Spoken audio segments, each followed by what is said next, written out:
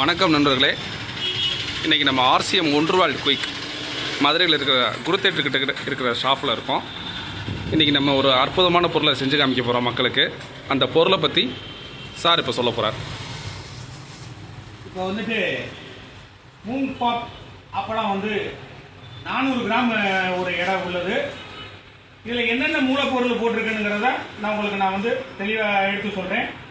இதனுடைய MRP rate 190 ரூபா. ஆனால் மெம்பர்ஷிப் நமக்கு ரேட்டு 154 ரூபாய்க்கு கிடைக்குது. இதில் போட்டிருக்கிற மூலப்பொருள்கள் எல்லாமே உளுந்து, பாசிப்பயிறு, ரைஸ் பிரண்ட் ஆயில், கருப்பு மிளகு, பெருங்காயம் மற்றும் ஆர்சிய ரகசிய மசாலா. இப்போ இதை நம்ம சுட்டு தான் சாப்பிட போகிறோம். அடுத்து சன்னா பாப் அப்பளம் ரெண்டுமே சுட்டு சாப்பிட்றது தான். இதில் என்னென்ன மூலப்பொருள்கள்லாம் போட்டிருக்காங்கிறதையும் பார்ப்போம். சரிங்களா? இதோடைய எடை 250 கிராம், 14 அப்பளம் இருக்கும். எம்ஆர்பி 90 ரூபா. நம்ம மெம்பர்ஷிப்புக்கு உள்ள ரேட்டு 77 ரூபா. இதில் போட்டிருக்கிற மூலப்பொருள்கள் கடலை பருப்பு, உளுந்து, உப்பு, மிளகாய் பொடி, வெள்ளைப்பூண்டு, சீரகம், ரைஸ் பிரண்ட் ஆயில் மற்றும் ஆர்சிஎம் உடைய ரகசிய மசாலா.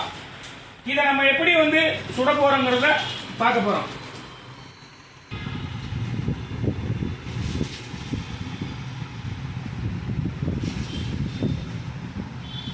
இப்ப ரொம்ப பெரிய அப்பளமா இருக்கிறதுனால நம்ம இதை 4ஆ கட் பண்ணிக்கிறோம்.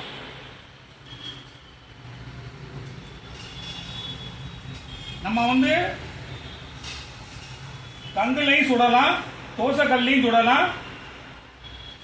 அப்ப எடுத்துக்காட்டு தான் நம்ம இப்ப இது பண்றோம். சரிங்களா?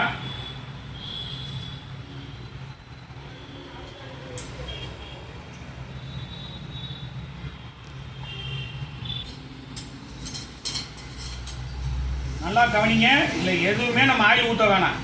ஏன்னு கேட்டீங்கன்னா, இன்னைக்கு பொரிச்சப்பளம் சாப்பிட்டா உடம்பு வைக்கும் அப்படின்னு சொல்றாங்கல்ல, அந்த தலையெழுத்தை நம்ம மாற்றி காட்ட போறோம். ஆர்சிஎம்ல இப்படி ஒரு அப்பளம் புதுசாக லான்ச் ஆகி இருக்கிறதுனால நம்ம எல்லாமே சாப்பிட்டு பழகிக்கணும். சுட்டு சாப்பிட்றோம்.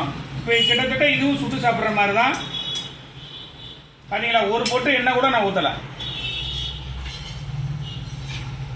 அவ்வளோதான். குழந்தைங்களுக்கு ரொம்ப பிடிக்கும். இந்த மாதிரி நீங்கள் சாயந்தரம் வரும்போது பிள்ளைகளுக்கு இந்த இவ்வளோ வேலை முடிஞ்சா அடுத்த அப்பளம் பொரிச்சுடுவோம்.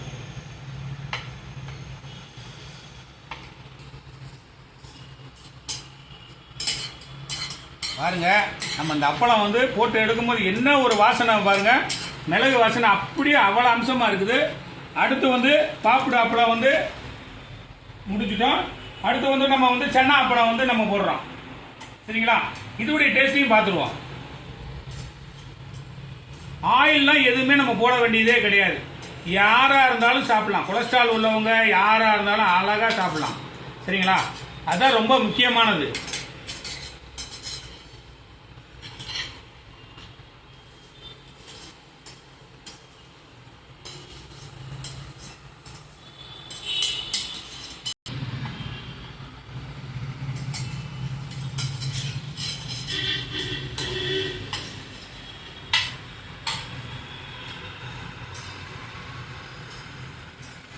சுடும் போதே எவ்வளோ ஒரு வாசனை வருது பார்த்தீங்களா? பிள்ளைகளுக்கு ரொம்ப பிடிக்கும்.